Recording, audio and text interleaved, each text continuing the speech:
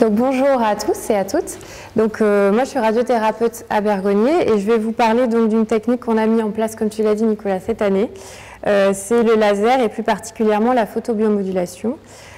C'est complètement intégré dans le programme de ce matin puisqu'on parle de qualité de vie. Alors, qu'est-ce que c'est que la photobiomodulation? Non, c'est bon, je me décale comme ça. Vous m'entendez mieux là, comme ça?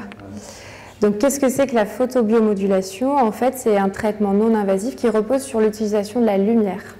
Et en fait, la lumière va aller agir directement au niveau cellulaire, comme c'est représenté sur cette image. Le but, c'est de réduire les effets secondaires des traitements contre les cancers. On va utiliser en fait la lumière visible. En fait, au niveau des longueurs d'onde utilisées, le laser est situé au niveau de la lumière visible. Donc, comme vous le voyez, il y a toutes les couleurs qui peuvent être utilisées. Nous, on va utiliser plutôt la lumière rouge qui se situe et qui correspond à une longueur d'onde de entre 600 et 700 nanomètres. Chaque couleur correspond à une longueur d'onde, en fait.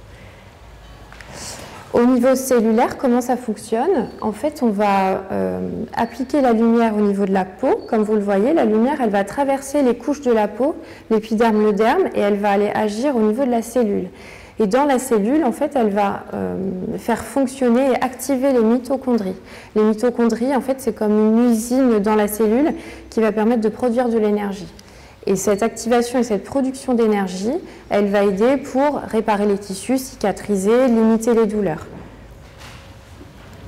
Donc, en fait, le système qu'on a, nous, à l'Institut, c'est le système qui s'appelle Carmine 650. Il y a d'autres matériels dispo, mais nous, on a choisi celui-là. C'est composé, en fait, d'une lightbox, donc le boîtier que vous voyez à côté de la patiente. C'est relié à un pad en fait qu'on va pouvoir appliquer soit au niveau des mucides, donc dans la bouche, soit au niveau de la peau. Et en fait, la lumière qui est dans la lightbox va être délivrée au niveau de fibres optiques. C'est un tissage de fibres optiques qui est au niveau de ce pad et qui va faire diffuser la lumière. Donc, quels sont les bienfaits de la photobiomodulation? En fait, on a trois grands effets. Un effet anti-inflammatoire, un effet antalgique, donc contre les douleurs, et un effet au niveau de la cicatrisation des tissus. Donc, le but, quand on l'applique en cancérologie et plus particulièrement en radiothérapie, c'est de diminuer les effets secondaires et de rendre le traitement de radiothérapie mieux toléré et plus optimal. Alors, il y a des indications autres qu'en cancérologie. C'est vraiment un système qui est utilisé dans plein de domaines, notamment dans la médecine du sport, chez les kinés, pour traiter les œdèmes, les douleurs après le sport. C'est utilisé par les dermatologues pour traiter l'acné, pour traiter le vieillissement cutané. C'est utilisé par les gynécologues pour traiter les problèmes de sécheresse vaginale notamment. Et puis donc en cancérologie, je vais vous détailler un petit peu plus nos indications.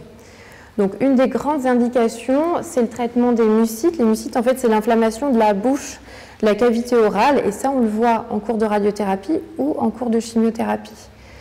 Quand on va appliquer ces pads et donc faire la photobiomodulation, on va avoir un effet cicatrisant, un effet antalgique et un effet anti-inflammatoire, toujours les trois grands effets. Ça, c'est validé par les autorités et dans les référentiels internationaux, donc c'est proposé vraiment dans quasiment tous les centres. Si on s'intéresse plutôt aux indications maintenant dans le cancer du sein, quand on va faire une radiothérapie pour un cancer du sein, on va induire dans 70 à 90% des cas ce qu'on appelle une radiodermite, donc une inflammation, une rougeur au niveau de la peau. Là, je vous ai mis une photo d'une patiente qui a une radiodermite de grade 1, donc c'est le premier grade, on a 4 grades. Le grade 1, c'est une rougeur, une légère rougeur, pas de douleur, mais on le voit apparaître à partir de la 2e semaine classiquement. Donc, en plus des soins locaux, des crèmes qu'on peut conseiller aux patientes, si on fait de la photobiomodulation là, dès ces grades-là, on peut avoir une amélioration en cours de traitement et une diminution des symptômes. Là, c'est un grade 2, donc c'est le grade juste après, où on voit qu'il y a une rougeur plus importante, des douleurs qui commencent à arriver et surtout une érosion au niveau de la peau, donc un décollement possible au niveau de la peau. Souvent là, on met des crèmes à base d'acide hyaluronique pour cicatriser, mais là, la PBM, elle a vraiment toute son indication pour éviter d'arriver à ce grade-là et traiter quand on est à un grade 2. Il y a des essais qui ont été menés, c'est une technique qui est vraiment approuvée. Donc un des premiers essais qui avait été publié, qui date de 2016, avait vraiment montré que quand on utilise ce système pour les patients qui sont traités pour un cancer du sein, on va diminuer clairement le taux de radioépithélite de grade 2 et on va améliorer la qualité de vie des patientes. Pareil, un autre essai où vous voyez, il y avait eu deux groupes de faits, deux groupes de patientes. 60 patientes traitées en radiothérapie sans PBM et 60 patientes traitées radiothérapie plus la PBM pendant le traitement. Et en fait, ce qui a été démontré, c'est qu'en fin de traitement, on avait, vous voyez, entre les deux groupes une différence, 30% de radioépithélite de grade 2 dans le bras sans photobiomodulation. Et on réduit ce taux de radioépithélite, on avait 6% dans le bras où les patientes avaient bénéficié de ce traitement. Donc en pratique, comment ça fonctionne? En fait, une séance dure à peu près 10 minutes. On la fait avant ou après la séance de radiothérapie. Donc on a le matériel, la Lightbox, le pad qui est relié. On met une surprotection sur le pad pour appliquer sur la peau de la patiente. Ça, c'est deux photos de patientes qu'on a traitées dans le service. Donc la première patiente chez qui on avait fait un traitement préventif, donc ça veut dire dès le début du traitement, elle n'avait pas du tout de toxicité, mais on lui a dit on va le faire en préventif. Donc 3 fois par semaine, on lui faisait l'application au niveau du sein. On sait que les réactions, le plus souvent, elles arrivent au niveau de l'aisselle, donc sous le bras, au niveau du prolongement axillaire. Donc plus particulièrement, on fait des applications à ce niveau-là.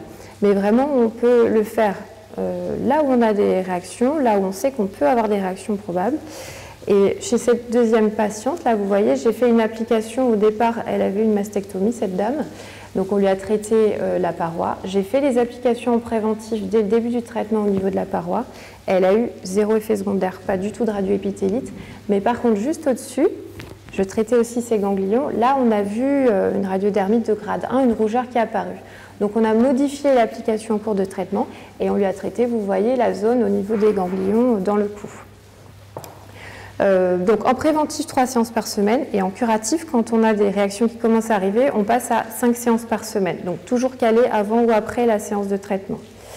Et on le fera plus particulièrement, on peut le proposer à vraiment toutes les patientes et on leur en parle d'ailleurs en consultation au départ. Et on le propose plus particulièrement pour les patientes qui vont avoir de la radiothérapie, ce qu'on appelle normofractionnée, ça veut dire 50 degrés, donc 25 séances, voire 33 séances, où on sait qu'il peut y avoir plus de réactions. On le propose pour les femmes qui ont un plus fort volume mammaire ou qui fument ou qui ont du diabète. Voilà, donc en pratique, il n'y a pas d'installation dédiée, c'est assez facile d'utilisation. On a, nous, une salle où on a, vous voyez, la Lightbox, mais on peut le déplacer d'une salle à une autre. On n'a pas de règles de radioprotection comme pour la radiothérapie. C'est du laser de basse énergie, donc on n'a pas de port de protection de lunettes comme on peut le voir ou l'entendre pour d'autres types de lasers. Donc ça ne craint rien. Et le pad, en fait, ne chauffe pas. Il n'y a pas du tout de sensation de brûlure ou de sensation désagréable pour les patientes qui l'utilisent. C'est un système qui est sécure, en fait. Cette étude, elle montre qu'il n'y a vraiment eu aucun effet secondaire avec l'utilisation de ce matériel. Et les patientes sont vraiment ravies, celles qui l'ont testé dans le service sont ravies. Donc voilà, en conclusion, c'est un système très facile à utiliser, qui a vraiment fait ses preuves et qui permet vraiment de diminuer les effets secondaires pour ces patientes qui ont un cancer du sein, qui peuvent avoir des rougeurs, des brûlures. On les aide dans la gestion de ces effets secondaires.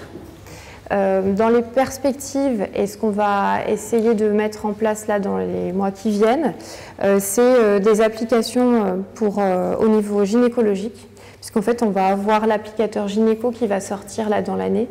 Donc j'aimerais le proposer pour d'autres types d'effets secondaires et qui s'intègre aussi dans la prise en charge des patients qui ont un cancer du sein pour gérer tout ce qui est troubles liés à la chimiothérapie ou à l'hormonothérapie et notamment ce qui est sécheresse vaginale en cours de traitement. Voilà, merci.